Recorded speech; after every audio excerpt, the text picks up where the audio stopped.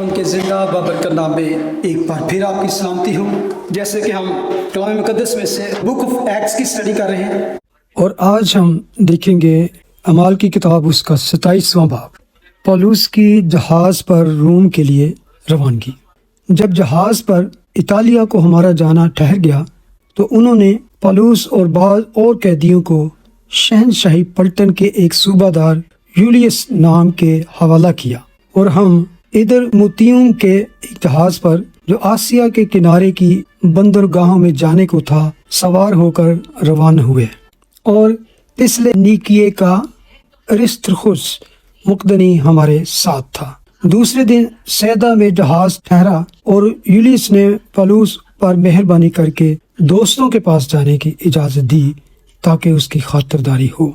वहां से हम रवाना हुए और कुप्रुस की आड़ में होकर चले, इसलिए कि हवा मुखालिफ थी। फिर हम किलिकिया और पंफिलिया के समंदर से गुजरकर लूकिया के शहर मूरा में उतरे। वहां सूबादार को इस्कंदरिया का एक जहाज इतालिया जाता हुआ मिला, बस हमको उसमें बिठा दिया और हम बहुत दिनों तक आहिस्ता आहिस्ता चलकर जब मुश्किल से कुंदुस के सामने पहुंचे तो इसलिए कि हवा हमको आगे बढ़ने ना देती थी, सलमूने के सामने से होकर क्रीते की आड़ में चले और बमुश्किल उसके किनारे किनारे चलकर हसीन बंदर नाम एक मुकाम में पहुंचे जिससे लिसिया शहर नजदीक था। आमीन। मेरा ख्याल है कि फेस्तुस ने अग्रिप्पा ने जब उस पौल को जूलियस के हवाले किया, ये जो शख्स था जूलियस सूबेदार, ये ऐसी शख्सियत थी जो आम सूबेदारों से भी थोड़ा सा इसकी वैल्यू ज्यादा थी। अगर आप पहली आयत में पढ़ें तो लिखा है शहनशाही पलटन के एक सूबेदार, यानी कि ये खास रॉयल शहनशाही पोजीशन में था। एक तो फौज में होते हैं लेकिन इसको एक एक्स्ट्रा इसकी अहमियत थी कि ये उस पलटन का सूबेदार था, तो रॉयल फैमिली थी, उसकी हिफाजत भी करती थी। अगर हम रोमन्स की स्टडी करें, ये जो सेंटोरियन होते थे जिनके नीचे 100 सोल्जर होते थे, तो ये रोमन्स की आर्मी की बैकबोन की तरह होते थे और इस ओहदे पर, इस पोजीशन पर पहुंचने के लिए इनको बहुत ज्यादा मेहनत करनी पड़ती और ये ऐसे आला करैक्टर और ऐसे किस्म के लोगों को मुंतखब किया जाता था कि वो बड़े जहांदीदा और बड़े ज़हीन और अक्लमंद और वॉरियर, हर किस्म में इनका इस तरह टेस्ट होता था कि जैसे वो लोगों को देख कर परख लेते, वो इस तरह की शख्सियत होती थी। ऐसे लोगों को हमेशा इस पोजीशन पे रखा जाता कि जो एक उनकी करैक्टर भी जबरदस्त हो और हर चीज में फैसला करने की, जज करने की, इस तरह की शख्सियत होती थी। तो वर्स 3 में जिक्र आता है, दूसरे दिन सीरिया में जहाज ठहरा और यूलियस ने पौलुस पर मेहरबानी करके दोस्तों के पास जाने की इजाजत दे दी। ये भी एक अजीब बात लगती है कि एक ऐसा कैदी जिसके लिए एक पलटन के एक खास सूबेदार को जिम्मेदारी दी गई है, लेकिन उसने जब वहां पर जहाज ठहरा तो उसने पौलुस पर मेहरबानी करके दोस्तों के पास जाने की इजाजत दी ताकि उसकी खातिरदारी हो। और ये बड़ी अनोखी बात और बड़ी अजीब बात होती है कि कोई कैदी को इस तरह आजादी दी जाए कि जाके तो जरा अपने दोस्तों नाल गपशप लाते आ जाए, क्योंकि ये बहुत बड़ी जिम्मेदारी होती थी। रोमन्स के दौर में अगर कैदी भाग जाता या कुछ होता तो वो उसकी सजा जो थी वो उस जो उसका मुहाफिज होता था या सूबेदार था उसको चुकानी पड़ती थी। आपको याद होगा कि जब पतरस वो कैद खाने से खुदावंद ने उसको मौजूदाना तौर पर रहा किया तो लिखा कि हेरोदिस ने जब बुलाया कि किधर है, तो उन्होंने बताया कि वो तो गायब हो गया। तो लिखा हेरोदिस ने कहा वो जितने पहरेदार हैं उनको कत्ल कर दो। यहाँ पे जिक्र आया जूलियस सेंटोरियन, इसके बारे में हम पढ़ते हैं कि वो पौलुस पर खास मेहरबान था। क्यों मेहरबान था? जाहिर है कि फेस्तुस और अग्रिप्पा ने जरूर बताया होगा कि ये शख्स जो है इसका ख्याल रखना, क्योंकि इस पर झूठा इल्जाम है, इस पर कोई ऐसा कत्ल या कैद के लायक हुई, तो ये भी हो सकता है। दूसरी पौलुस रसूल की अपनी पर्सनैलिटी जो थी उसने इस बात से उसका दिल जीत लिया। अगर थोड़ा सा गौर करें तो कलाम मुकद्दस में हमें कई सेंचुरियन का जिक्र मिलता है, तकरीबन 4 का तो प्रोमिनेंट है, ऐसे सूबेदार जिनका जिक्र बाइबल में आया है। अगर आप उनके बारे में पढ़ें तो उनके करैक्टर के बारे में एक आला शख्सियत पेश की जाती है। अगर आपको याद हो कि एक दफा खुदावंद यीशु मसीह के पास कुछ लोग आए तो उन्होंने इससे रिक्वेस्ट की कि यहाँ पर एक सूबेदार है और उसका नौकर बीमार है। एक ऐसा जबरदस्त शख्स जिसके लिए यहूदी उसकी सिफारिश करने के लिए आए, یعنی کہ اعلیٰ کریکٹر کا بندہ ہمیں نظر آتا، بلکہ اس کے بعد اس صوبے دار نے یسوع کے پاس آ کر ایک ریکویسٹ کی تھی. اس نے کیا کہا تھا؟ صرف زبان سے کہہ ہی دے تو میرا نوکر شفا پائے گا. تو خدا یسوع مسیح نے اس کی اس بات پر کہا کہ ایسا ایمان میں نے اسرائیل میں بھی نہیں پایا. اس کے بعد خدا یسوع مسیح کی صلوبیت کے وقت جب زلزلہ آیا، چٹانیں ہل گئی، تو وہاں جو ایک صوبے دار تھا اس وقت جب یہ سارا کچھ صلیب کے ماجرا دیکھا تو اس نے کہا سچ مچ یہ خدا کا بیٹا تھا. What a wonderful statement of faith. اس نے کہا سچ مچ یہ خدا کا بیٹا تھا. اور پھر آپ کو اعمال 10 باب میں یاد ہوگا کرنیلیس، وہ بھی ایک سنٹورین تھا، ایک صوبے دار تھا، اور اس کے بارے میں لکھا ہے کہ وہ راست باز، خدا ترس اور نیک نام شخص تھا، اور پاک فرشتہ نے اس کی رویا میں آ کر کے ساتھ کلام کیا. اور ایک یہ شخص جولیس کے بارے میں پڑھتے ہیں، اور وہ صوبے دار جانتا تھا کہ یہ میرے ساتھ کوئی دھوکہ نہیں کرے گا. ایسا ٹرسٹ اس نے پیدا کیا. جتنے بھی ہمیں سنٹورین کا ذکر میں نے کیا، اگر آپ پڑھیں تو واقعی ان کی شخصیت کے بارے میں ہمیں پتہ چلتا ہے کہ وہ اعلیٰ کردار کے مالک تھے. آگے ایک اور شخص کا یہاں پہ ذکر آتا ہے، وہ ہے ارسطرخس. اور اس شخص کے بارے میں میرا خیال ہے کہ آپ میں سے بہت سے کم لوگوں نے سنا ہوگا. جو زیادہ تر اسکالرز کا خیال ہے تو وہ یہی ہے کہ جو ارسطرخس اور لوکا تھے، انہوں نے اپنے آپ کو پالوس رسول کا غلام ظاہر کر کے اس کے ساتھ جانے کی خواہش ظاہر کی. موسٹ آف ٹائم اگر آپ پڑھیں تو یہ لوکا تو اس کے ہمیشہ ساتھ تھا، کیونکہ لوکا ایک طبیب تھا اور وہ ہمیشہ اس کے ساتھ تھا. اور اس ارسطرخس یہ ایک ایسا شخص ہے، عام طور پہ ہمیں اس کی منسٹری یا اس کی خدمت نظر نہیں آتی، لیکن اگر آپ تھوڑا سا ہی ڈیپ جائیں، تھوڑا سا ہی اس بات کو اگر سرچ کریں تو آپ کو پتا چل جائے گا کہ یہ کون شخص ہے جس نے پالوس کے ساتھ جانے کو اپنے آپ کو اس طرح پیش کر دیا کہ غلام بن کے اس کے ساتھ جانا بھی اس نے قبول کیا. اگر کلام مقدس میں دیکھیں تو چند جگہ پہ اس شخص کا نام آیا ہے، تو آپ کو پتا چلے گا کہ یہ شخص جو ہے اس کی خدمت کیا تھی اور یہ کون تھا. تو اس کے لیے میں چند آیتیں آپ کے سامنے رکھوں گا. اگر آپ دیکھیں اعمال 19 باب 29 آیت میں لکھا ہے، اور تمام شہر میں ہلچل پڑ گئی، اور لوگوں نے گیوس اور ارسطرخس مقدنیہ والوں کو جو پالوس کے ہم سفر تھے پکڑ لیا، اور ایک دل ہو کر تماشا گاہ کو دوڑے. یہ اس وقت ہے جب پالوس رسول کو بہت مارا گیا، اور ایون یہاں تک کہ وہ لگتا تھا کہ وہ مر چکا ہے. تو وہاں بھی یہ شخص اس کے ساتھ تھے. ٹھیک ہے، اگر چیپٹر 20 میں دیکھیں اس کی 4 آیت میں لکھا ہے، اور پرس کا بیٹا سوپترس جو بیریا کا تھا، اور تسالونیکیوں میں سے ارسطرخس اور سکندس اور گیوس جو دربے کا تھا، اور تمیتیس اور آسیا کا تخس اور ترفومس آسیا تک اس کے ساتھ گئے. یعنی اس کے ساتھ بہت زیادہ انہوں نے سفر کیا. اور 27 باب میں ذکر آتا ہے جو ابھی ہم نے پڑھا ہے. اس کے بعد کلسیوں کے خط میں ہم 4 باب اس کی 10ویں آیت میں پڑھتے ہیں، ارسطرخس جو میرے ساتھ قید ہے. یہ وہ شخص ہے کہ ایون اس کی خدمت کے کرنے کے سلسلے میں ہی اس کے ساتھ قید. اپنے آپ کو اس کا کوئی جرم نہیں بتاتے، اس کے بارے میں بائبل نہیں بتاتی کہ اس نے کوئی ایسا کام کیا لیکن صرف اس کی خدمت کرنے کے لیے جو لکھا ہے میرے ساتھ قید. ارسطرخس ان کو سلام کہتا ہے، برناباس کا رشتہ کا بھائی. مرکز کی بابت تمہیں حکم ملے کہ وہ اچھا. فلمون چیپٹر 1 اس کی 23 اور 24 اس خط میں وہ لکھتا ہے، پرافس اور بھی ایک شخص جو مسیح یسوع میں میرے ساتھ قید ہے، اور مرکز اور ارسطرخس اور دیماس اور لوکا جو میرے ہم خدمت ہیں تجھے سلام کہتے ہیں. تو اس طرح ہم دیکھتے ہیں کہ بائبل مقدس میں اس شخص کا بار بار ذکر آتا ہے کہ یہ ایک ایسا شخص تھا جس نے اپنے آپ کو اس خادم کی خدمت کے لیے صرف کر دیا. اور میں آپ کو یہ بتاتا چلوں کہ دنیا میں بہت سے لوگ ایسے ہیں، بہت سی منسٹریوں میں وہ کام کر رہے ہیں، خدمت کر رہے ہیں. نہ تو وہ کوئی پاسٹر ہیں، نہ مبشر ہیں، نہ ٹیچر ہیں، ایون نہ رسول نہ نبی. لیکن بہت سی منسٹریوں میں ان کا اتنا بڑا ہاتھ اور اتنی بڑی سپورٹ ہے کہ وہ ان خادموں کی خدمت کر رہے ہیں جو خدمت کر رہے ہیں.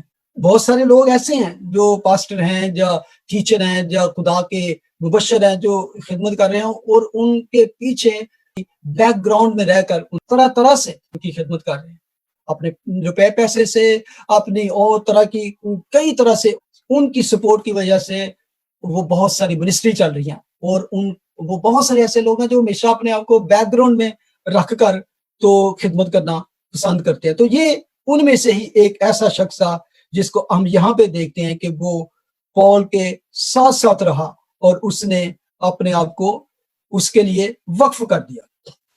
آگے ہم پڑھتے ہیں ورس 9 میں، جب بہت عرصہ گزر گیا اور جہاز کا سفر اس لیے خطرناک ہو گیا کہ روزہ کا دن گزر چکا تھا، تو پالوس نے انہیں یہ کہہ کر نصیحت کی کہ اے صاحبو، مجھے معلوم ہوتا ہے کہ اس سفر میں تکلیف اور بہت نقصان ہوگا، نہ صرف مال اور جہاز کا بلکہ ہماری جانوں کا بھی۔ مگر صوبے دار نے نہ خدا اور جہاز کے مالک کی باتوں پر پالوس کی باتوں سے زیادہ لحاظ کیا، اور چونکہ وہ بندر جاڑوں میں رہنے کے لیے اچھا نہ تھا، اس لیے اکثر لوگوں کی صلاح ٹھہری کہ وہاں سے روانہ ہوں اور اگر ہو سکے تو فینکس میں پہنچ کر جھاڑا کاٹیں۔ وہ کریتے کا ایک بندر ہے جس کا رخ شمال مشرق اور جنوب مشرق کو ہے۔ اب یہاں پہ ہم دیکھتے ہیں کہ پالوس رسول ان کو ایک مشورہ دیتا ہے، لیکن اس کا مشورہ نہیں مانا جاتا۔ پالوس رسول ایسا شخص تھا کہ وہ ان چیزوں کا تجربہ رکھتا تھا کہ یہ پہلا سفر نہیں تھا اس طرح کا، اور یہ پہلی مشکل نہیں تھی، وہ کئی دفعہ ایسے جرنی کر چکا تھا، اور اس کو سمندر کا تجربہ تھا کہ سی اور اس جو ویدر ہے اس کو دیکھ کر بھی اندازہ لگا سکتا تھا۔ اور دوسری سب سے بڑی بات یہ تھی کہ خدا اس کے ساتھ تھا، اور بہت ساری چیزوں میں خدا کا روح اس کو گائیڈ کرتا تھا۔ اس نے صرف یہ بتایا کہ اس جہاز میں اس وقت سفر کرنا ٹھیک نہیں۔ ورس 9 میں لکھا ہے کہ جہاز کا سفر اس لیے خطرناک ہو گیا کہ روزہ کا دن گزر چکا تھا، روزہ کا دن گزر چکا تھا۔ صرف اس ایک بات سے یہ پتا چلتا ہے کہ وہ کون سا سال کا حصہ تھا اور کون سا مہینہ ایون تھا جب یہ سفر کر رہے تھے۔ وٹ ویدر اور سیزن، روزہ کا دن، اصل میں جس بات کی گئی ہے یہ ہے روزہ کا دن، یہ وہ روزہ کا جو خدا نے اسرائیل قوم کو سال میں ایک دفعہ روزہ رکھنے کا حکم کیا تھا۔ وہ احبار کی کتاب میں آپ جا کے پڑھ سکتے ہیں، جس میں خدا نے ان کو یہودی کیلنڈر کے مطابق 7ویں مہینے کی 10ویں تاریخ کو اپنی جان کو دکھ دینا، جسے یوم کفارہ بھی کہا جاتا ہے، جسے ڈے آف اٹونمنٹ بھی کہا جاتا ہے۔ تو یہ سال میں ایک دفعہ یہودی ساری قوم پورے دن کا روزہ رکھتی تھی۔ تو یہ جو ٹائم تھا یہ ہمیشہ سپٹمبر کے آخر میں یا آتا تھا۔ اگر ابھی بھی آپ جا کے گوگل کریں گے تو آپ کو پتا چلے گا جو ابھی ان کا آنے والا ہے یہ اٹونمنٹ کا، تو یہ سپٹمبر کے لاسٹ والی کوئی ڈیٹ آپ کو دے گا، سپٹمبر اینڈ میں۔ تو یہاں سے پتا چلتا ہے کہ وہ کون سے سیزن میں، کون سے منتھ میں یہ ٹریول کر رہے تھے۔ وہ کہتا ہے گزر چکا تھا، اس میں اکتوبر کا سٹارٹ تھا، 10ویں مہینے کی۔ تو عام طور پہ جو اسٹڈی کی گئی ہے شپ ریک اور جہاز رانی کے بارے میں، سیلنگ کے بارے میں کچھ اسٹڈی کی ہے، تو اس کے بارے میں یہی ہے، اور موسٹ جو سیلر ہیں وہ اس مہینے میں وہ ٹریول نہیں کرتے۔ کہتے ہیں اس مہینے میں اور نومبر تک جا کر جو سمندر ہوتا ہے وہ بہت زیادہ خطرناک ہو جاتا ہے، سمندر بہت زیادہ بفڑا ہوتا ہے، ہریکن یا اس طرح کے طوفان آتے رہتے ہیں، تو اس ٹائم میں وہ ٹریول نہیں کرتے۔ اور یہ پہلا واقعہ نہیں تھا کہ اس کے جہاز کو نقصان پہنچا۔ اگر آپ کو یاد ہو تو پالوس رسول خود اس طرح کے ٹریول کر چکا تھا، بلکہ اگر 2 کرنتھین چیپٹر 11 میں دیکھیں جہاں پر وہ اپنی مصیبتوں کا اور دکھوں کا ذکر کرتا ہے، مسیح کی خاطر جو دکھ اس نے اٹھائے ایز اے خادم ہوتے ہوئے، تو وہ وہاں ذکر کرتا ہے 2 کرنتھین چیپٹر 11 میں 23 سے اگر میں پڑھوں، وہ کہتا ہے کہ کیا وہی مسیح کے خادم ہیں؟ میرا یہ کہنا دیوانگی میں زیادہ ہوں، محنتوں میں زیادہ، قید میں زیادہ، کوڑے خانے میں حد سے زیادہ، بارہا موت کے خطروں میں رہا۔ میں نے یہودیوں سے 5 بار ایک کم 40 کوڑے کھائے، 3 بار بینت لگے، 1 بار سنسار، اور 3 مرتبہ جہاز ٹوٹنے کی بلا میں پڑا۔ کتنی دفعہ؟ 3 دفعہ، ناٹ اونلی 1 ٹائم بلکہ 3 مرتبہ شپ ریک ہوا، 1 رات دن سمندر میں کاٹا۔ واو! جہاز ٹوٹ چکا ہو، آندھی طوفان چل رہا ہو، تو وہ سمندر میں کسی تختے یا کسی لکڑی کے سہارے سمندر میں ہی بھٹکتا رہا ہو۔ آگے لکھا ہے میں 12 سفر میں، دریاؤں کے خطروں میں، ڈاکوؤں کے خطروں میں، اپنی قوم سے خطروں میں، یعنی کہ یہ پوری لسٹ ہے کہ کس قدر خداوند کے لیے اس نے دکھ اٹھائے۔ کہ آپ میں سے کتنے لوگوں نے کبھی سمندر کا ٹریول کیا ہوگا؟ بہت کم لوگوں نے کیا ہوگا بحری سفر۔ اور میں نے 2-3 دفعہ، ایک دفعہ بہت پہلے جب پاکستان میں تھے تو کراچی گئے، تو وہ کماڑی جاتے ہیں، تو وہاں تھوڑا سا ہی ٹریول ہوتا ہے، تو وہ وہاں بیچ میں بیٹھ کر آگے جاتے ہیں، تو اس کے بعد स्विट्जरलैंड में 2 दफा मुझे मौका मिला और 1 दफा हम फ्रांस गए थे। तो सबसे पहला जो आपको तजुर्बा होगा उसमें है सी सिकनेस। बहुत सारे लोग जो पहली दफा ट्रैवल करते हैं तो वो जरूर बीमार हो जाते हैं, बहुत ज्यादा वो वोमिटिंग आती है, और अगर तो मौसम थोड़ा सा भी खराब हो जाए तो फिर तो जो नया शख्स होगा तो वो उसका तो बुरा हाल हो जाएगा, क्योंकि जहाज ऐसे ऊपर जाता है फिर नीचे आता है, ऐसे ऊपर जाता है तो ऐसे जैसे जैसे वो नीचे आता है वैसे ही लगता है कि आपका दिल डूब रहा है। Very very very terrible time. लेकिन यहाँ पर जो उसने जिक्र किया है, हम पढ़ते हैं कि उसने उनको मना किया, उन्होंने उसको सुनने से इनकार कर दिया। वजह क्या थी कि क्यों उन्होंने उनको मना किया? लिखा है कि मगर सूबेदार ने ना खुदा जो है वो जहाज का कैप्टन होता है, और जहाज के मालिक की बातों पर पलूस की बातों से ज्यादा लिहाज किया। वजह क्या थी? कहते हुए हम तो जहाज चलाते हैं, हमें पता है, तू कौन है? You are just a preacher, तो तेरी बात क्यों माने? हमारा तजर्बा है, हम तो हर वक्त समुद्र में ही होते हैं, तू तो एक कैदी है। तो किस तरह जब खुदा अपने लोगों पर मेहरबान होता है तो उसके दुश्मनों को भी उसके दोस्त बनाता है। तो इसी तरह जिस तरह उन्हें सूबेदार जूलियस को उसका मेहरबान बनाया, अब देखें किस तरह एक कैदी से वो कप्तान बनता है, कैप्टिव टू कैप्टन। जब खुदा आपके साथ है तो कई दफा वो सारी कमांड आपके हाथ में देता। बेशक यहाँ पर उन्होंने उसका कहना ना माना। तो हम 13वीं आयत में पढ़ते हैं, लिखा है, जब कुछ दखना हवा चलने लगी तो उन्होंने ये समझ कर कि हमारा मतलब हासिल हो गया, लंगर उठाया और क्रीते के किनारे के करीब करीब चले। लेकिन थोड़ी देर बाद एक बड़ी तूफानी हवा जो यूरक्लून कहलाती है क्रीते पर से जहाज पर आई, और जब जहाज हवा के काबू में आ गया और उसका सामना ना कर सका तो हमने लाचार होकर उसको बहने दिया, और कूदा नाम एक छोटे जजीरा की आड़ में बहते बहते हम बड़ी मुश्किल से डोंगी को काबू में लाए।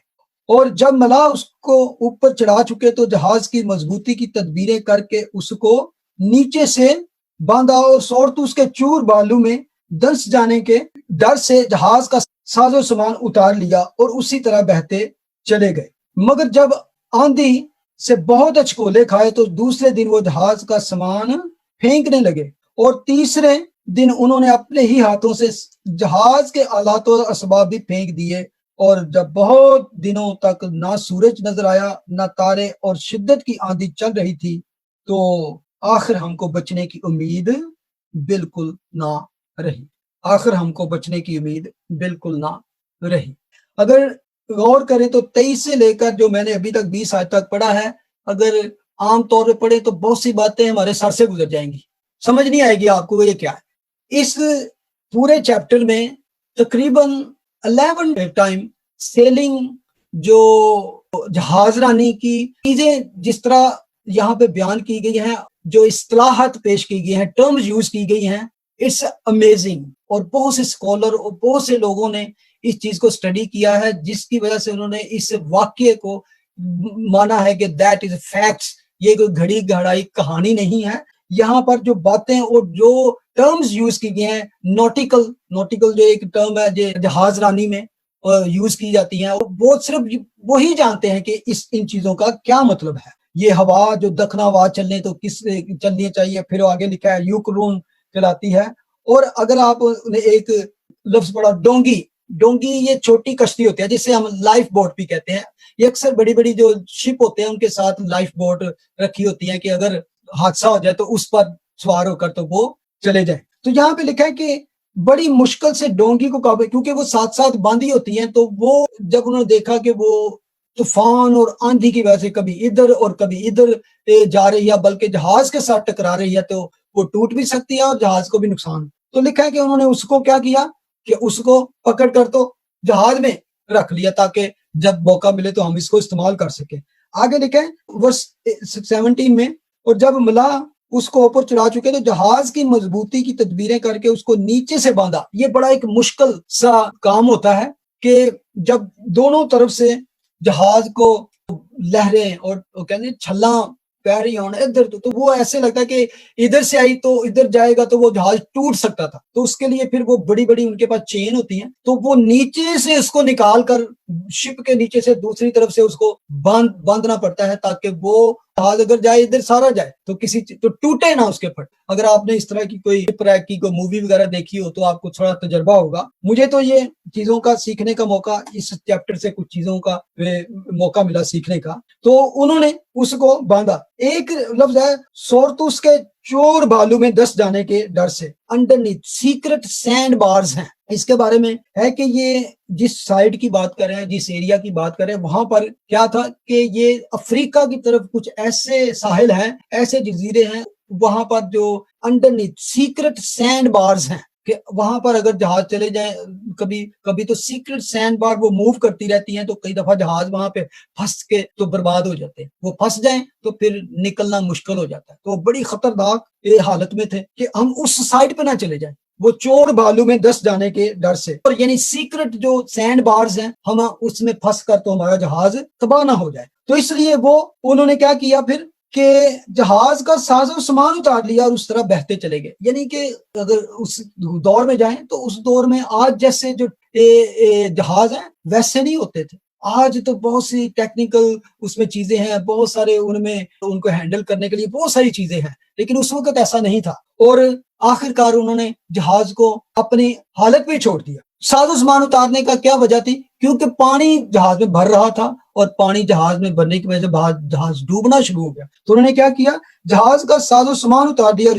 उसी तरह बहते चले गए। लेकिन जब आंधी से बहुत चकोले खाए तो दूसरे दिन वो जहाज का सामान फेंकने लगे। जहाज का सामान, फिर जहाज के आलात वो जिसके वो उसके अपने हालात होते हैं जिसको उसको हैंडल किया। यानी कि आहिस्ता आहिस्ता वो चीजें जो उनके किसी बड़े काम की थी उनको भी फेंकना शुरू कर दिया। एक टाइम आता है इंसान किसी चीज पे बहुत ज्यादा मेहनत करता है, बहुत मुश्किल से वो चीजें हासिल करता है, लेकिन यहाँ पे हम देखते हैं कि जब ऐसा वक्त आए तो जान से बढ़कर कोई चीज नहीं होती। जान से बढ़कर कोई चीज नहीं होती, आपको वो फेंकनी ही पड़े। मैंने एक दफा एक मूवी देखी थी, वो समुद्र में जाते हैं फिशिंग करने के लिए, तो वो उनका जहाज फंस जाता है। तो वो कई दफा इतनी 100, 150, 200 फुट की बुलंदी से नीचे जहाज जाता है, तो ऐसे लगता है कि अब नीचे गया तो ऊपर नहीं आएगा, ऊपर गया तो वो तबाह हो जाएगा। तो वो तो सोच के ही टेरिबल टाइम था कि जिसमें ये लोग फंस चुके थे। अगर वर्स 20 पढ़े तो उसमें लिखा है, जब बहुत दिनों तक ना सूरज नजर आया ना तारे और शिद्दत की आंधी चल रही थी, तो आखिर हमको बचने की उम्मीद बिल्कुल ना रही। आखिर हमको बचने की उम्मीद ना रही। क्या था? सूरज भी नहीं नजर आ रहा और तारे भी नहीं नजर आ रहे। क्यों ये चीज जरूरी थी? सबसे पहले क्योंकि उस वक्त उनके पास ना तो रेडार थे, ना ही आज की तरह कंपास थे जिसकी वजह से वो अपनी सिमत को, अपनी डायरेक्शन को कर सकते। वो क्या करते थे? सूरज को देख के, तारों को देखकर सिमत जो डायरेक्शन को करते। तो इस वक्त क्या था? डार्कनेस थी, अंधेरा था, और क्या आंधी तूफान जारी था। और ये ऐसा वक्त आ गया कि वो सब जो थे, जो बड़े बड़े माहिर थे उस जहाज के और समुद्र के, उनके बारे में लिखा। उन्होंने क्या कहा कि हमको बचने की उम्मीद बिल्कुल आ रही।